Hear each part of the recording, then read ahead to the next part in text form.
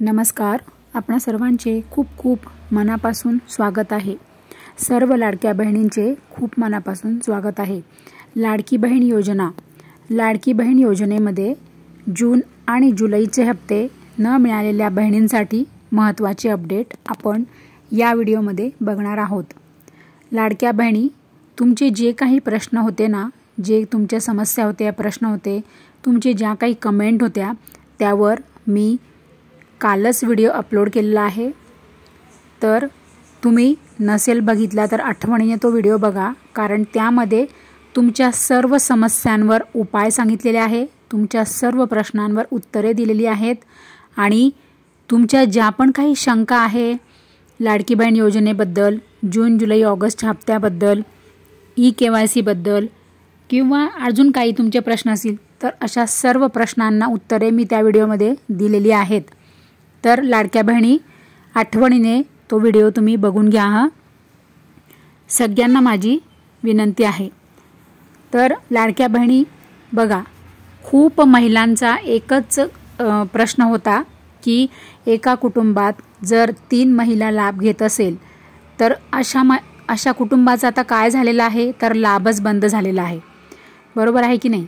आणि आता जर तुम्ही एकाच कुटुंबामध्ये 3 महिला लाभ घेत असाल आणि त्यामध्ये जर तुम्ही तिघही बहिणी, म्हणजे जे कोणी असेल, तुम्ही तिघी जावा असू देत किंवा तिघं बहिणी असू देत किंवा तिघं मायलेकी, जे काय असेल, सासू सुना, तुमचं जे काही रिलेशन असेल त्याच्याशी आपल्याला हे नाही. पण महत्त्वाचं काय आहे, तर एका कुटुंबात जर 3 महिला लाभ घेत असेल तर अशा कुटुंबातील तिघही महिलांचा लाभ आता सरकारने बंद करून टाकलेला आहे.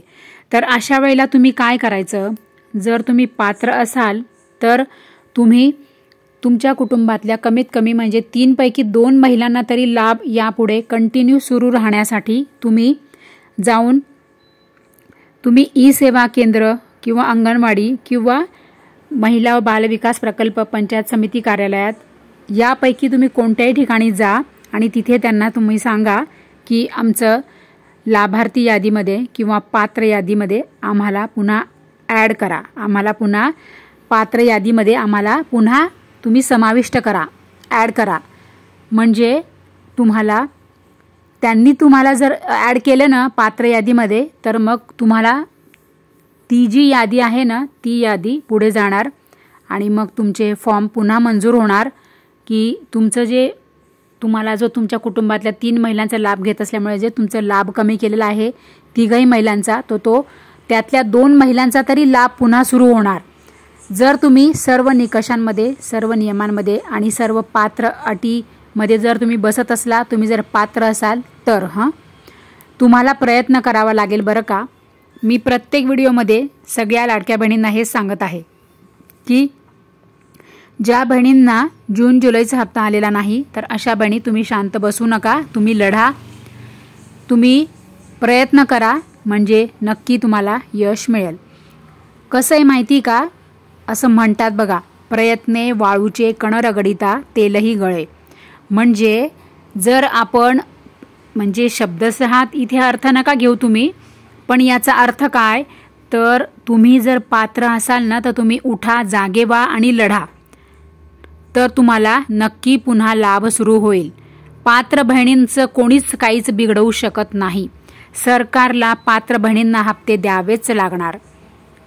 राहिली गोष्ट हे कधी मिळणार हप्ते, तर तेही आपण महत्त्वाचा मुद्दा बघूया. आता काय झालेलं आहे, सरकारने स्वतःहून सांगितलेलं आहे, स्वतः अपडेट दिलेला आहे. देवेंद्रजी फडणवीस साहेबांनी पण हे अपडेट दिलेलं आहे आणि महिला व बालविकास मंत्री विभागाकडून पण हा अपडेट आलेला आहे आणि तोही मी तुम्हाला ऑलरेडी दाखविलेला आहे. तर मी तुम्हाला पुन्हा सांगते काय आहे अपडेट. तर ह्या ज्या 26,34,000 बहिणी लाडकी बहीण योजनेतून त्यांचा लाभ जो बंद झालेला आहे, तर अशा बहिणींना हा जो तुमचा लाभ आहे ना, हा लाभ तुमचा तात्पुरत्या स्वरूपात थांबविलेला आहे. म्हणजे जसंही हे इलेक्शनचं सगळं आटोपेल, आता जे इलेक्शन येणार आहे त्याच्यासाठी तुमचा हा लाभ थोड्या दिवसांसाठी हा तुमचा लाभ थांबविलेला आहे म्हणतात बरं का. ते तात्पुरत्या स्वरूपात तुमचा लाभ थांबविलेला आहे, तुमचा लाभ कायमचा बंद केलेला नाही. त्यामुळे लाडक्या बहिणी, तुम्हाला मी खूप मनापासून सांगते की तुम्ही थोडासा धीर धरा. काहीतरी कुठून तरी तुम्ही मॅनेज करा आणि तुमचं घर खर्च चालवा, किंवा काहीतरी एक्स्ट्रा काम करा, किंवा काहीतरी तुम्ही दुसरं काहीतरी कामधंदा सुरू करा, की जेणेकरून म्हणजे काय असतं माहिती का, अवलंबून नका राहू लाडकी बहीण योजनेवर. तुम्ही पात्र जर असाल तर तुम्हाला 100% हप्ते येणारच आहेत, परंतु कधी येणार ही मात्र तारीख आपल्या हातात अजूनपर्यंत आलेली नाही. त्यामुळे कसं होतं, जर आपल्याला अजिबातच आपल्याला घर खर्चाला पैसे नसेल, घर चालवायला पैसे नसेल, आपल्या जे काही शाळेच्या मुलांचा खर्च असतो, घराचा खर्च असतो, तर त्यासाठी जर आपल्याला काहीच जर दुसरा पर्याय नसेल, उपाय नसेल, तर तुम्ही नक्की दुसरं काहीतरी काम सुरू करा, म्हणजे तुमचं जेणेकरून तुमचा खर्च भागेल, हो की नाही. असं मी तुम्हाला का सांगते, कारण की आपल्या हातात अजूनपर्यंत तारीख आलेली नाही की तुम्हाला तुमचे जे जून जुलैचे जे हप्ते आहेत आणि जे काही हप्ते तुमचे आहेत ते तुम्हाला कधी मिळणार याची अजूनपर्यंत तारीख फिक्स नाही. त्यामुळे मी तुम्हाला हे सांगते आहे बरं का ताई. सगळ्या बहिणींना माझी विनंती आहे की राग मानू नका हा तुम्ही. मी तुम्हाला जे सांगते ना ते मनापासून सांगत असते बघा, अंतःकरणातून मी तुमच्याशी बोलत असते. त्याच्यामुळे माझा प्रयत्न एवढाच की तुमचं चांगलं होवो बस. बाकी माझा कुठलाही स्वार्थ नाही, कुठलाही दुसरा कोणताही वाईट हेतू नाही. तर लाडक्या बहिणी, मी तर तुमच्यासाठी लढतच आहे. तुम्ही काळजीच नका करू, फक्त तुम्ही प्रयत्न करत राहा. आणि हो, आणखीन महत्त्वाचं काय सांगणार आहे मी तुम्हाला, की तुमचं जे आधार कार्ड आहे ना, तुमचं आधार कार्ड तुमच्या बँक खात्याला लिंक आहे ना, हे पण तुम्ही दर महिन्याला चेक करत जा हां, आणि अपडेट ठेवत जाते. कारण की EKYC जर नसेल ना तर तुम्ही पात्र असून पण तुम्हाला हप्ता मिळणार नाही. तर त्यामुळे बँकेचं खातं आणि आधार कार्ड हे एकमेकांना हे सगळं लिंक असायला हवं, अपडेटेड असायला हवं. तर आणि तुमचं रेशन कार्ड पण तुम्ही EKYC पूर्ण करून ठेवा, म्हणजे तरच तुम्हाला रेग्युलर सगळे हप्ते मिळत राहतील. आणि लाडक्या बहिणी, अजून तुम्हाला बरंच काही महत्त्वाचं सांगायचं आहे बघा.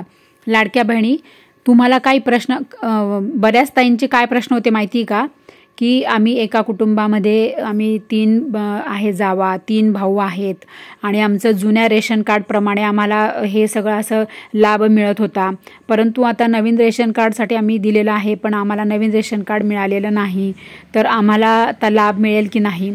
तर बघा, जुन्या रेशन कार्डप्रमाणेच तुम्हाला लाडकी बहीण योजनेमध्ये तुम्हाला गृहीत धरणार आहेत. आणि जर तुम्ही एका कुटुंबामध्ये जर 3 महिला जर लाभ घेत असाल तर तुम्हाला आता यापुढे तसं होणार नाही आहे. फक्त 2च महिलांना लाभ मिळणार आहे, ते पण एक विवाहित आणि एक अविवाहित. तर अशा पद्धतीचा नियम आहे. आणि जर तुम्ही तुमच्या कुटुंबात जर दोन्ही महिला जर विवाहित असेल तर त्यापैकी कदाचित एक महिला अपात्र होण्याची शक्यता आहे. असं मी तुम्हाला निकष जे आहे 1 ऑगस्टपासून लाडकी बहीण योजनेचे निकष बदलले हा व्हिडिओ मी अपलोड केला होता, त्यामध्ये मी हे अपडेट सांगितलेलं आहे. सर्व त्याच्यामध्ये मी तुम्हाला सांगितलेलं आहे डिटेल्समध्ये. नसेल पाहिला तर आठवणीने तो व्हिडिओ बघा हां. त्याचं टायटल आहे 1 ऑगस्टपासून लाडकी बहीण योजनेचे निकष बदलले, असे त्या व्हिडिओचे टायटल आहे. हवं तर मी तुम्हाला या व्हिडिओमध्ये त्याचा फोटो पण लावेल हां त्या व्हिडिओचा, म्हणजे तुम्हाला पटकन तो व्हिडिओ शोधायला सोपं जाईल. तर लाडक्या बहिणी अशा पद्धतीने बघा. आणि भरपूर अशा बहिणी आहेत, भरपूर बहिणींच्या काय कमेंट्स आहेत माहिती का, की आम्हाला कोणाचाही आधार नाही. एक तर बिचाऱ्या काही बऱ्याच ताई अशा आहेत की त्या एकट्या संसार सांभाळतात, बऱ्याच ताई अशा आहेत की त्या म्हणजे नवरा जरी काही नसला करत तरी ते नवरा आणि संसार सांभाळतात, मुलं सांभाळतात. हो, तुमचं सगळं बरोबर आहे. फक्त तुम्ही काय करा माहिती का, जर तुम्हाला म्हणजे तुमच्या घराच्या आसपास जे काही आहे, अंगणवाडी आहे किंवा ई-सेवा केंद्र आहे, किंवा बहुतेक ई-सेवा केंद्रामध्ये तर काही सांगतच नाही, कारण की मी सुद्धा तिथे खूप खेटऱ्या मारल्या, पण ते म्हणतात की आमच्याकडे असं काही अपडेट नाही. तर अंगणवाडी आहे मेन, आणि त्यांनाही जर काही माहीत नसेल त्याही आता तुम्हाला सपोर्ट करणार नाही, कारण की त्यांचं आंदोलन सुरू आहे. त्यांचं आंदोलन संपेपर्यंत त्या तुम्हाला काहीच सांगणार नाही, मदत पण करणार नाही, हे मी तुम्हाला 100% गॅरंटीने सांगते.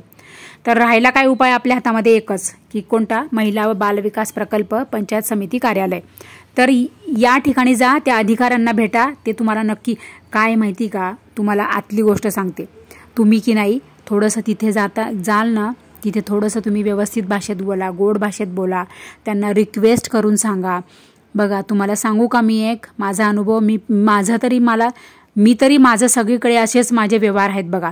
काय माहिती का, तुम्ही की नाही व्यवस्थित बोला, एक थोडीशी रिक्वेस्ट करून बोला, नम्रतेने बोला, तुमचं काम नक्की होईल हं ताई.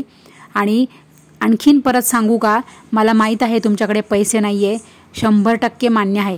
पण काय होतं माहिती का, थोडंसं तुम्ही प्रेमाने एक 5-50 रुपयाचा त्यांना चहा पाजवून द्या किंवा नाश्ता, असं थोडंसं नाश्ता, आपलं कसं रिलेटिव्ह म्हणून आपण थोडंसं त्यांच्याशी गोड बोलायचं, आपलं म्हणून थोडंसं कॉपरेट करायचं ना, मग तुमचं काम होईल की हो लवकर.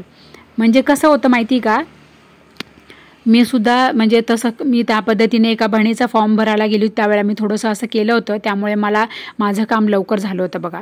आणि मी 100 रुपये पण दिले होते एक्स्ट्राचे त्या ताईंना, त्याच्यामुळे म्हणजे मी ज्या ताईचा मी फॉर्म भरून दिला ना, तिचं काम सगळं लवकर पटापट झालं होतं. त्यामुळे मी तुम्हाला सांगत आहे माझ्या अनुभवाचे बोल. त्यामुळे तुम्हाला काही असलं ना अडचणी तर तुम्ही गोड बोलून व्यवस्थित त्यांच्याशी नम्रतेने बोला, व्यवस्थित तुम्ही प्रेमाने विचारून त्यांना विचारा सगळं की आम्हाला प्लीज पात्र यादीमध्ये पुन्हा ॲड करा, आम्हाला फार आवश्यकता आहे, आम्हाला गरज आहे, आमचं दुसरीकडून कुठूनही इन्कम येत नाही, आमच्याकडे 4 चाकी नाही, आमचं 2.5 लाखांपेक्षा वार्षिक उत्पन्न आमचं कमी आहे, आम्ही सगळ्या नियमांमध्ये बसत आहोत, तरी पण आम्हाला सरकारने हप्ते दिले नाही आहेत जूनपासून, तर कृपया करून आम्हाला पुन्हा पात्र यादीमध्ये ॲड करा, पात्र यादीमध्ये आम्हाला तुम्ही पुन्हा समाविष्ट करा, ॲड करा, असं तुम्ही त्यांना सांगा. तुमचं नक्की 100% ते ऐकतील. आशेचा किरण आपण ठेवू, आपला आशेचा किरण नक्की उदयास येईल, आपल्याला नक्की यश मिळेल. सगळ्या लाडक्या बहिणी प्रयत्न सोडू नका, प्रयत्न नक्की करा, तुम्हाला प्रयत्नांना यश येईल. असं मी सुद्धा तेच माझे अनुभव मी तुम्हाला सांगत आहे, माझे सुद्धा सगळीकडून प्रयत्न सुरू आहे. तर सर्व लाडक्या बहिणी आठवणीने चॅनलला सबस्क्राईब करा आणि व्हिडिओला लाईक करा आणि सगळ्यांना हा व्हिडिओ शेअर करा.